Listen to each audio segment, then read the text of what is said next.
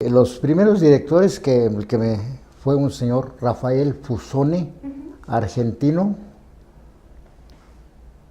que venía de la BBC de Londres, que fue periodista de la Segunda Guerra Mundial,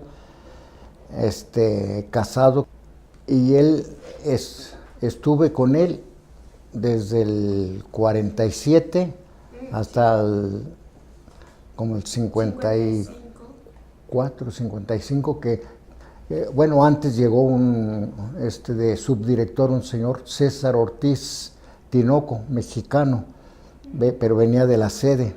Sí. Y él, al retirarse el señor Fusone, porque se jubiló, él se hizo cargo de la oficina. El señor Fusone fue para mí, que me ayudó bastante porque me aceptó el no saber nada, porque yo venía completamente de un pueblo y él me enseñó, él y la señorita Montes me enseñaron más o menos mi trabajo. Y le agradezco a él que me haya, pues no me haya corrido, no me haya despedido, porque me hacía contratos por 3 meses. Por 3 meses, hasta que se quedó en la oficina del señor César Ortiz. En esa época el centro de información llegó aquí casi como con grado de embajada. Teníamos todas las prioridades y servicios, que bastaba con que a mí que me hicieron mi credencial para presentarme en las oficinas del gobierno donde fuera, bastaba con presentarla para que se me abrieran las puertas.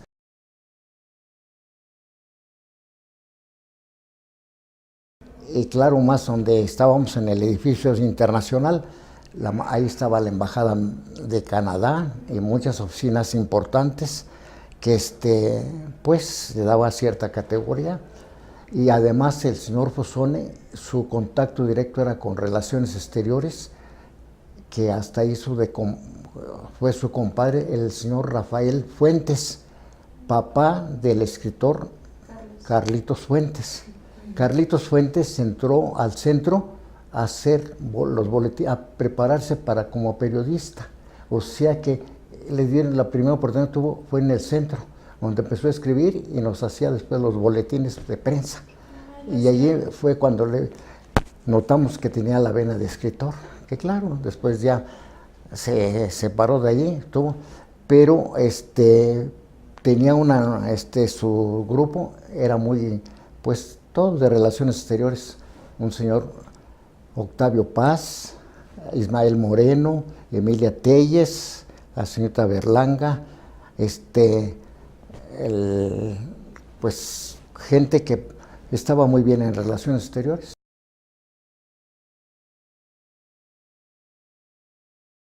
Mi trabajo fue mensajero, mozo, y casero, y vea, tráeme esto, tráeme las tortas, y bueno, y eso fue allí, poco a poco me fueron acomodando. En esa época, pues, el centro era reducido, entonces estábamos casi en una sala, en una pieza donde estaba la secretaria,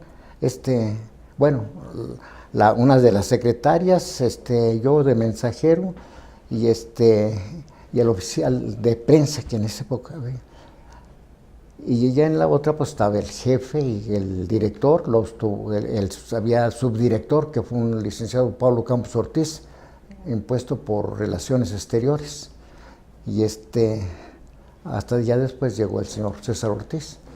Pero entonces yo, pues, mi trabajo, principalmente en las mañanas que llegaba, ya me decían lo que había que hacer, y si no, no me ubicaba porque desconocía la ciudad en esa época. Estaba recién llegado del pueblo. Pero ya la señorita Montes me decía, me ubicaba en las oficinas, además me compró mi guía roja y mi mapita para que para tomarme las lecciones. Todos los días había que aprenderme a...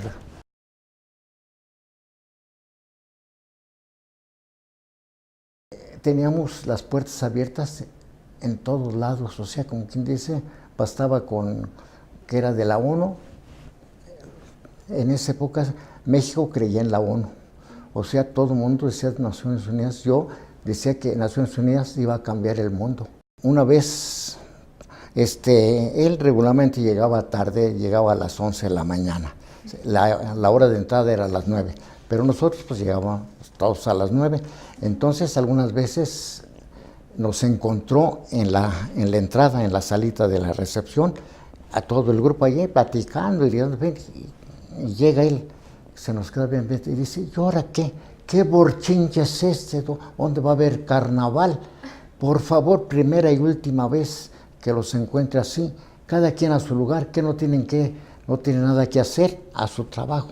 No, híjole, a partir de allí, el jefe, ahí viene ya, no, todo el mundo en su lugar.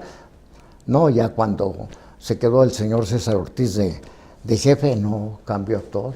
Ya él daba el lujo de sencillamente platicar, ya ser tener más libertad.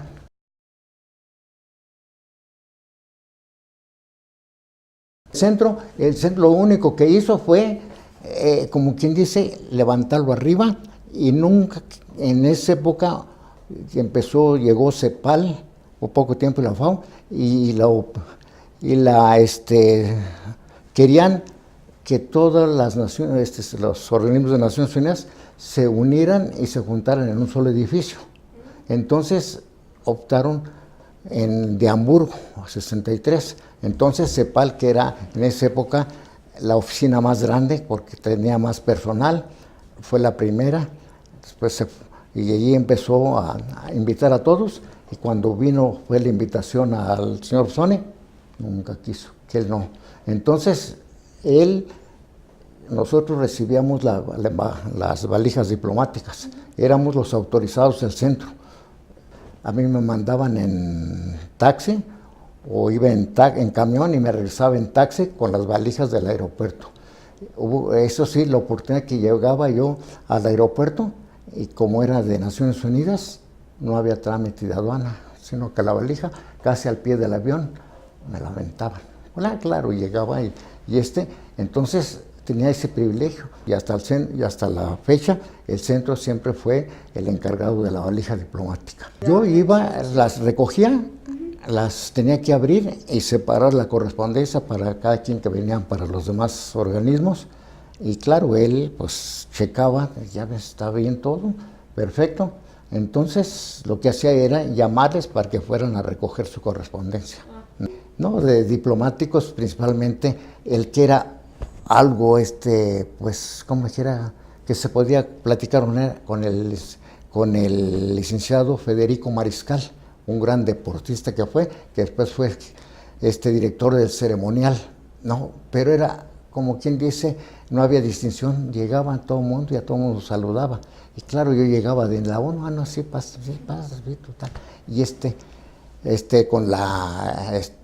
con Octavio Paz, por conducto de Carlitos Fuentes, que era pues después fue jefe de organismos internacionales, otro, don Ismael Moreno, el Carlitos, siempre de repente, cuando trabajaba, dice, a la salida, ya tenía allí su grupo que se iban, porque se iban siempre a algún lugar, para una pena, a seguir la cosa, y principalmente, pues, a practicar lo que él le gustaba, o sea, el periodismo. Sí, llegaban y no, ya estaba ahí el grupo de ellos. Entonces, en época, no. Después, con el tiempo que empecé a ver que todo el mundo se iba encumbrando y tomando sus puestos buenos, a Octavio Paz, pues me acuerdo, no, hombre, era el que, cuando llegaban las películas de Naciones Unidas que nos mandaban, había que pasar por la censura, principalmente se pasaban a Gobernación, pero antes pasaban por Relaciones, y Octavio Paz nos checaba. O sea, me acuerdo, se le pasaba la película a él, y él decía esto: mire, aquí nosotros somos muy muchos, estas escenas de los indios, por ejemplo, de Michoacán, en fin, de las ceremonias religiosas, dice, pues se pueden quitar mucho mejor, pero sí, dice, nosotros somos muy laicos, toma Gobernación, está con una gente que quiere todo sea laico, que nada sea de religión ni nada, todo, que sea Naciones Unidas. Mire, regularmente era propaganda de Naciones Unidas, y claro, cuando había, y sobre algo, principalmente cuando se hizo Hijos de la Oscuridad, una película que se hizo aquí en México, que vimos de actor hasta José María Linares Rivas, que estaba recién español, y varios de los artistas aquí mexicanos. Era justamente sobre la delincuencia infantil, que en esa época ya empezaba entonces es una historia sobre una familia con un hijo que se le vuelve rebelde y todo, en fin. Entonces, pues era el mensaje para la juventud, y regularmente se proyectaba en las escuelas o oficinas que lo pedían, una charla, que iba uno de los jefes, platicaba y luego ponía una película.